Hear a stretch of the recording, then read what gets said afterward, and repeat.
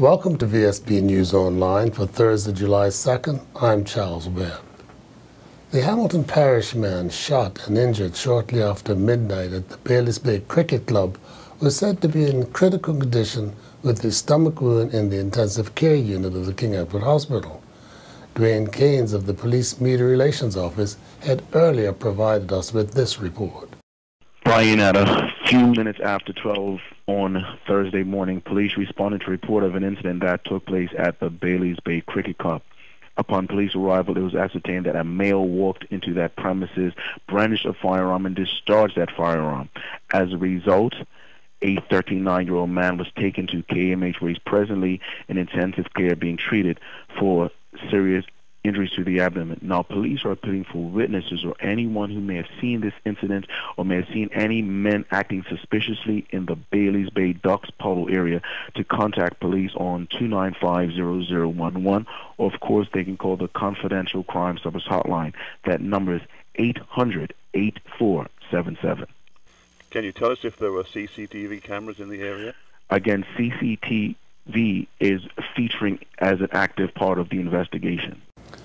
Legislation to make Bermuda more competitive with the Caribbean for investors is on the books, and Bermuda Tourism Authority's Chief Investment Officer, Andy Burrows, feels the sooner we can drive direct foreign investment, the better it will be for the island's future success. We have to take the same aggressive approach to increasing foreign direct investment in physical plant, in new hotels, and in existing hotels. So we have actually been working with, or I and the BTA have been working with the government, our government partners, to draft new legislation, new incentives to try to promote the island as an investment-friendly jurisdiction for hospitality. How did we do that? We did that by evaluating all of our competitor set, as it were, throughout the region. As much as we say we're not in the Caribbean, for investors and for developers, we have all the characteristics of the Caribbean. We're an island nation, cost to do business here, airlift issues, all these sorts of things. But at the same time, when you put it on the platform, when you put it on the table and look at it, we realize that Bermuda is not as competitive, that's not as investor-friendly as we ought to be when it compared to the investment dollars that are going to the rest of the Caribbean. What about the physical plan? What need we be doing to enhance that? I think the local properties or the domestic properties, particularly the smaller properties and the existing properties that are here now, the big hotels like the Fairmont and the Grotto Bay and Elbow Beach, these properties from an investment perspective need to be profitable. We need to find a way and come to an agreement that we need to take the necessary steps to help these properties become profitable. Investors will not invest in an environment where the existing industry is not profitable. And that's currently what we have here. Some properties are, some are not. But as a sector or as an industry, we're not. And so that's a common complaint and the common question that I get asked when I'm away talking to investors. What are you doing to address the profitability of the local and the on-island participants now? And part of what we, in discussions with the government about the new way forward, is to provide some incentives, or the same incentives to international investors, to local investors. Another visiting couple hospitalized following a road traffic accident. The latest occurred on Harbour Road in Paget near the Red Hole Boatyard and the Royal Hamilton Amateur Dinghy Club. The rented scooter the couple rode struck a van traveling in the opposite direction while negotiating a bend. The husband was taken to the King Edward Memorial Hospital with head injuries, while his wife was treated for leg injuries on the spot and then transferred to the hospital. The seriousness of the injuries are not known at this time, but traffic was diverted for an hour. And we'll be back with more news right after this. At the Coalition for the Protection of Children, we believe that children are a gift. We all want to be able to give them all the time, nurturing, and financial support they need. But raising kids today can be expensive. You can spend more than $1,500 on diapers, $1,500 on baby food, and another $1,500 on formula. Why daycare can run you $9,000 to $10,000 a year. Then on to school uniforms for almost another $1,000. And we haven't even gotten to college yet. There are many options available for planning your family. The Coalition for the Protection of Children is there to help you decide. And don't worry about the expense of family planning. They are there to help you with that too. Just call or drop by their office anytime. In Bermuda's 14 military and historic cemeteries lie the remains of admirals and shopkeepers, soldiers and sailors, prisoners and diplomats, masons and mothers. And for many years, the Parks Department has kept them in superb condition, while the Bermuda National Trust has provided hands-on repairs and maintenance. But if the Garrison Cemetery in St. George's, which we picture here, is any criteria, something has gone wrong with the arrangement. Brian Darby approached National Trust Executive Director Jennifer Gray for the answer. Our strategic plan, Brian, is a scary one when you consider all that the National Trust looks after for the benefit of Bermuda. Cemeteries is slightly different because out of the 14 cemeteries that we care for, only 3 of them are actually owned by the National Trust. We have 8 that are leased by us from government, and another 3 that are leased from WEDCO. So really it's because the National Trust has the understanding of history, how to look after tombstones and graves, recording, that we've taken these on because we care so much about them. The landscaping has always been taken care of by Parks on the government side, by WEDCO on the dockyard side, and that's worked well. But we've also had historically a grant from government that pays for all of these expensive tombstone repairs and delicate repairs in these places. And that all ended in 2011. So add that to the economic crisis, and then again, you know, the damage caused by the hurricanes last year. When it comes to cemeteries, we're in a pretty grave state of affairs. Certainly we have discussed that if this continues, we will be in breach of our lease and we will have to give them back to government. But we don't want to do that. We fear that they will go into further disrepair if somebody doesn't care for them the way they should be cared for. What can we do to help? What can we do to help?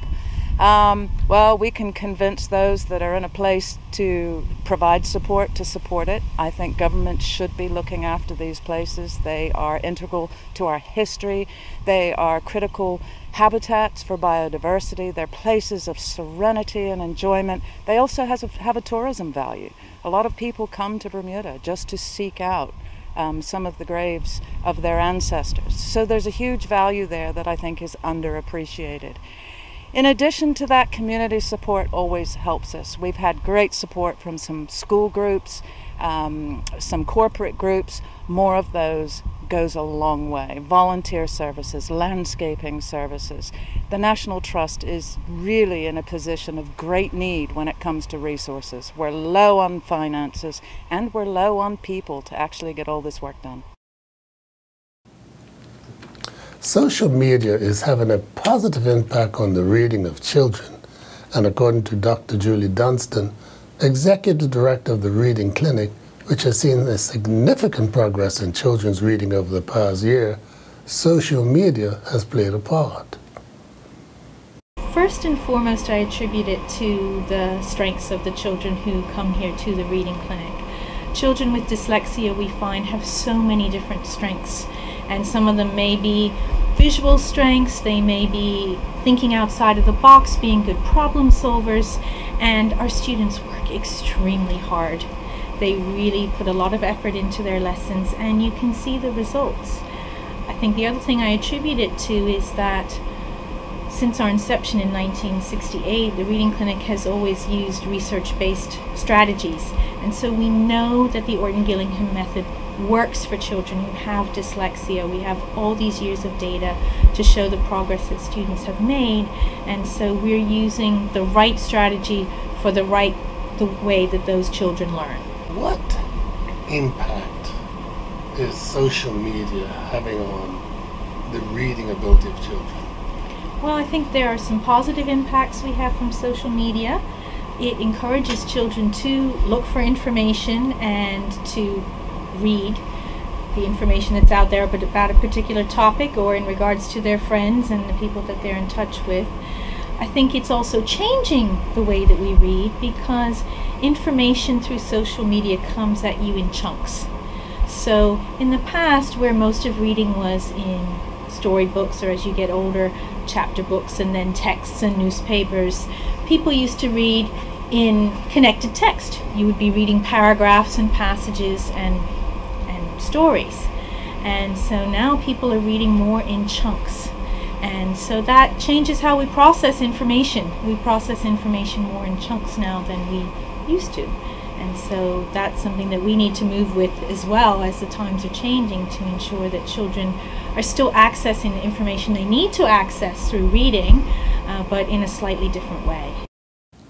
Home Affairs Minister Senator Michael Fay does not accept that the recent row with the Ombudsman over Bermudan applicants' failure to obtain a position indicates a softness towards employers on the government's behalf. In this particular instance, was I happy that the postbox had been closed? No. But what I had to do was then look at the next step and say, if I remove the work permit from the person who'd been granted the permit, would it simply be an exercise in futility? In other words, would the Bermudian apply, the Bermudian would not have the requisite experience, the employer would not hire them, and you get exactly the same result. That was my determination in this particular instance. So you make these determinations every day. It's not easy, but I think what is important to note, despite what the opposition says, this government has introduced civil penalties that is separate and distinct from my powers under the Act to give the Chief Immigration Officer the power to levy fines of $5,000 to $10,000. We doubled criminal penalties. We have put in place a recruitment disclosure form that requires employers, by way of swearing a document, that they have looked at and that there are no Bermudians qualified. And they have to list those Bermudians so the department has that opportunity to look at it. We have put the checks and balances in place that largely work. Brian, we can find any example of a disaffected individual, some of which may be relevant and some may not be. But it is important to recognize that in the vast majority of instances, these things are the correct decisions. We cannot get everything absolutely correct. It's impossible. This Saturday, 12 Bermudian undergraduates will be flying to Atlanta, Chicago, and London to start their 2-week Introduction to Insurance summer intern programs under the auspices of the Bermuda Foundation for Insurance Studies. Over 30 companies and organizations will be hosting the students for meetings, presentations, and work shadowing. In addition to the intensive schedule, each group is also required to make the most of their free time in enjoying what each jurisdiction has to offer in terms of history and visitor experience. All interns will make presentations on their experience at KPMG Bermuda on July 24. And now we'll turn to someone with very much experience, Earl Baisden, with the sports. Well, day 4 of the NetRest Island Games going on in Jersey did not see Bermuda win any medals. However, in the men's recurve head-to-head knockout archery event, Robert O'Connor won his opening match 6-love, defeating his opponent from Jersey. However, his next match, O'Connor fell 6-love to another host country opponent. Bernard Wade, after his first round bye, defeated an opponent from the Isle of Man 7-1, but then went out of the competition after drawing 5-5 with an opponent from Guernsey. In the men's singles badminton action, Michael Palmer fell 2-0 to his opponent from Menorca, while Denzel Simons fell 2-0 to his opponent from the Isle of Wight. The doubles team of Emma Kalau and Rona Cepedes defeated the doubles team from the Isle of Wight 2-1 to advance to the quarterfinals. However, in that match, they went down 2-0 to the team from the Isle of Man. Bermuda defeated the Faroe Islands 71-18 to move to 4-0. They were led by Kevin Stevens, who scored 13 points. Bermuda went down in their men's beach volleyball match. They fell to Jersey 2-0, while the women's team went down 2-0 to Cayman Islands. Deshae Smith finished 25th in the men's individual mountain bike criterium, clocking a time of 51:16.7, and Sarah Burnett did not finish the race. Will Hardrell is tied first after his second round of 71 in the men's individual golf competition. Damian Paliande moved up to tied 5th after shooting a second round 68. Mark Phillips fell to tied 12th after shooting 76, and Jared Dillis is tied 34th after his round of 86. Ebony Burgess is in 8th in the ladies' individual golf tournament. Burgess shot a second round 80. Catherine Burney is in 18th after her round of 90, while Elizabeth Parsons is in 20th after her round of 91. Linda Down is in 25th after her second round of 91. After 12 races, David Kendall is currently in second place during the sailboarding event with 32 points. Scott Mallow is in 9th with 78 points, and Matthew Wilkin is in 15th with 153 points. In sailing, Peter Dill is in 8th place after 8 races in the Laser Radial with 51 points. Stephen O'Reilly is in 19th with 113 points.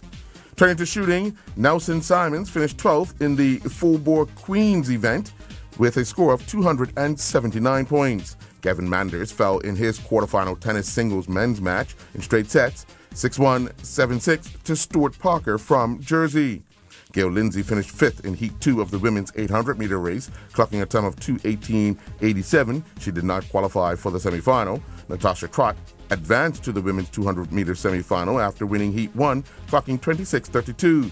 Tahara Butterfield clocked 26:63 during Heat 4, also advanced to the semifinal. Today, both have advanced to the final. The Bermuda men's volleyball team were defeated by Alon 3-1 in their match, 25-21, 22-25, 25-18, and 25-9, while Bermuda ladies team fell to Faroe Islands 3-0. The Bermuda Junior Golf Association's Match Play National Championships first round took place at the Riddles Bay Golf and Country Club yesterday. In the Blue Tee group, Micah Ming defeated Kenny Lejour, while Alex Mason defeated Luke Watson. During the Red Tee 18-hole group, Joe Watson got by Jackson Scott, while John Eels defeated Rudy Hammond. Tyler Emery got the better of Ethan Souza, and Kian Mooney defeated Samson Douglas. In the Red Tee 9-hole division, Ryan Clements defeated Oliver Bechart. Marcus Ferrer got by Nicholas Welke. Nicholas Cease defeated Owen Dibley, and Spencer Young defeated Benjamin Bechart. The Bermuda Inline Hockey League season resumed last evening with another doubleheader at the PCC Hockey Rink that produced 30 goals. In the opener, the Pembroke Pirates got 4 goals from Jacob Amlong and a hat-trick from Matthew Desjardins. They also got 2 goals from Ryan Wilson and a single strike from Warren Miller as they defeated the St. George's Generals 10-2. The Generals got goals from James Amaral and Patrick Neal. In the other match, in action you're seeing here, the Somerset Snappers got hat-tricks from Christopher Jackson and Matthew Benson in their 10-8 win over the Paget Pistols. Melissa Morton, Jeff Morash, Steve McKee, and Richard Campbell all added a goal each for the Somerset Snappers. Chris Grantier scored 4 times for the Paget Pistols, while Daniel Bordage added a hat-trick. Greg Vanderheer Mayed added the other goal. 26 boats went to the start line for race day 10 of the Wednesday night sailing series that begins and ends in the Hamilton Harbor. Crossfire crossed the line first with a time of 1:13.31 and with their corrected time of 1:20.38, saw them finish 13th on the night. Nasty Medicine was the second boat to cross the line with a time of 1:15.07 and with their corrected time of 1:21.57, saw them finish 17th on the night. The third boat to cross the line on the night was Mayhem, clocking 1:22.51, and with their corrected time of 1:17.40, saw them finish second on the night. Sona 2 was the first boat on the night with a corrected time of 1:17.15 after recording a time of 1:32.27, while Frame was third on the night with a corrected time of 1:17.51. Ariel was fourth on the night with a corrected time of 1:18.38, and Peppercorn rounded out the top 5 finishers for the night with a corrected time of 1:18.56. Kamal Levrock and his MCC University teammates gave as good as they got on day 2 of their 3-day match against Lancashire Cricket Club's second 11 in Liverpool. On day one, Lancashire won the toss and decided to bat. They scored 347 for 8 declared after 94 overs. Lavrock and his MCC University teammates were 22 without loss after 8 overs to start the day. Lavrock and his MCC teammates scored 308 for 7 declared after 100 overs. Lavrock was at the wicket when the declaration came on 24. He had faced 14 deliveries in 14 minutes, hitting 3 fours and 1 6. A day after announcing Joshua Gilbert and Mackay Young as the Logic's Premier and First Division Players of the Week, Neil Spate of the Bermuda Cricket Board announced the Shivers Sportsperson of the Week. When PHC as a club wanted to run a second under-11 team, they needed more adult volunteers, and Lexia Hart stood up. She learned how to score, she helped on the sidelines, and she made sure that they had a complete program which culminated them in actually winning the Western Zone. So for her acts of community support and chivalrous behaviour, I celebrate Lexia Hart, the winner of the Shivers Sportsman of the Week for Week 4. I'm Earl Baisden reporting for VSB Sports. And now for the weather for July 3rd. There will be sunny periods. Winds will be south-southwesterly and light. The high will be near 86, the low near 78. This weather forecast is courtesy of the Bermuda Weather Service. Well, thank you for watching VSB News Online for Thursday, July 2nd. I'm Charles Webb.